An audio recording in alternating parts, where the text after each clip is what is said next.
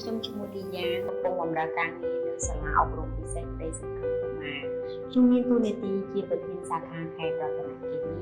ដែលការងារប្រចាំថ្ងៃរបស់ខ្ញុំមានដូចជាបណ្ដុះបណ្ដាលទៅដល់លោកគ្រូអ្នកគ្រូធ្វើការវិតម្លៃកុមារមុនពេលដែលគេចូលរៀននៅទីនេះប្រជុំជាមួយនឹងអាណាព្យាបាលដើម្បីរៀបចំផែនការសិក្សារបស់កូនប្រឹក្សាយោបល់ទៅអាណាព្យាបាលប្រជុំអាណាព្យាបាលអំពីការសិក្សារបស់កូនផ្ដល់វគ្គបណ្ដុះបណ្ដាលទៅដល់អង្គការរដ្ឋាភិបាលសាលារដ្ឋនិងសាលាឯកជននានានិងខ្ញុំសូមចែករំលែកអំពីប្រវត្តិនៃការសិក្សាក៏ដូចជាបទពិសោធន៍ការងារនៃខ្ញុំកន្លងមកខ្ញុំបានបញ្ចប់បរិញ្ញាបត្រចិត្តវិទ្យានៅសាកលវិទ្យាល័យភូមិន្ទភ្នំពេញហើយខ្ញុំបានបញ្ចប់គរុកោសល្យនិងវិធីសាស្ត្របង្រៀននៅវិទ្យាស្ថានគរុកោសល្យរាជធានីភ្នំពេញហើយនាងខ្ញុំក៏ទទួលបានសញ្ញាបត្រជាច្រើនទៅលើជំនាញដូចជាការអន្តរាគមន៍ឲ្យបានទាន់ពេលវេលាពីប្រទេសថៃជំនាញមូលដ្ឋានគ្រឹះនៃការកត់សម្គាល់ឲ្យបានទាន់ពេលវេលាសម្រាប់កុមារដែលមានបញ្ហារៀនខ្សោយទៅលើមុខវិជ្ជាមួយជាក់លាក់ពីប្រទេសឥណ្ឌាការរៀបចំកម្មវិធីសិក្សាតាមផ្ទះពីប្រទេសម៉ាឡេស៊ីហើយនាងខ្ញុំក៏ទទួលបានវគ្គបណ្ដុះបណ្ដាលជាច្រើនផ្សេងទៀតទាំងក្នុងប្រទេសនិងក្រៅប្រទេសផងដែរចំពោះបទពិសោធន៍ការងារនាងខ្ញុំកន្លងមកខ្ញុំធ្លាប់ជាបុគ្គលិកស្ម័គ្រចិត្តនៅអង្គការក្រៅរដ្ឋាភិបាលទៅលើការបង្រៀនកុមារហើយនាងខ្ញុំក៏ធ្លាប់ជាបុគ្គលិកបម្រើការនៅ clinic ដែលផ្ដល់ការព្យាបាលទៅលើកុមារដែលមានតម្រូវការពិសេសហើយខ្ញុំក៏ជាគ្រូបង្រៀនកុមារពិសេសអស់រយៈពេលជាង7ឆ្នាំបើគិតមកដល់ពេលបច្ចុប្បន្នហើយទន្ទឹមនឹងនោះនៅក្នុងរយៈពេល3ឆ្នាំចុងក្រោយនេះខ្ញុំក៏បានចុះជួយការងារនៅតាមសាខាខេត្តទូមានសាខាបាត់ដំបងសាខារតនគិរី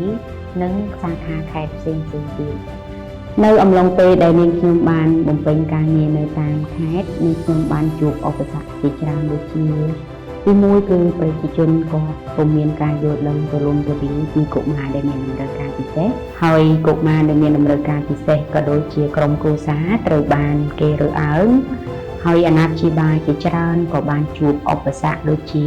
ទីមួយពិបាកនៅក្នុងការស្វែងរកអ្នកជំនាញ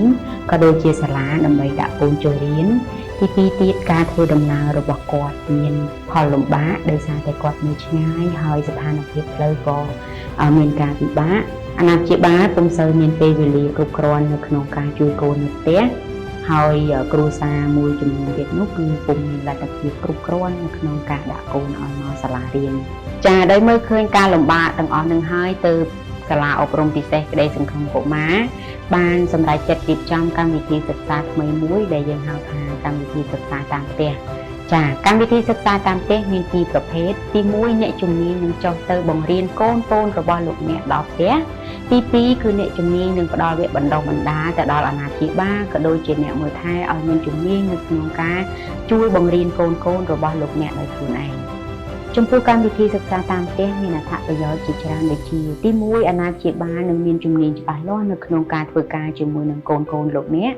ទី2អាណាព្យាបាលនឹងកាន់តែយល់ច្បាស់ពីបញ្ហារបស់កូនលោកអ្នកទី3អាណាព្យាបាលនឹងកាន់តែមានទំនាក់ទំនងល្អជាមួយនឹងកូនលោកអ្នកទី4កុមារនឹងមានអាកប្បកិរិយាល្អជាមួយនឹងមជ្ឈដ្ឋានរស់នៅជុំវិញទី5កុមារនឹងប្រសើរឡើងទាក់ទងទៅនឹងការចូលរួមជាមួយនឹងសង្គមទូទៅទី6កុមារគេនឹងប្រសើរឡើងទាក់ទងទៅនឹងជំនាញនៃការជួយខ្លួនឯងដូចជាការងូតទឹកការដោតធ្មេញការស្លៀកពាក់ក៏ដូចជាការរៀបចំផ្ទះជាដើមបើសិនជាប៉ាម៉ាក់បាននឹងកំពុងជួបប្រទះនៅរាល់បញ្ហាដូចដែលនាងខ្ញុំបានរៀបរាប់ខាងលើ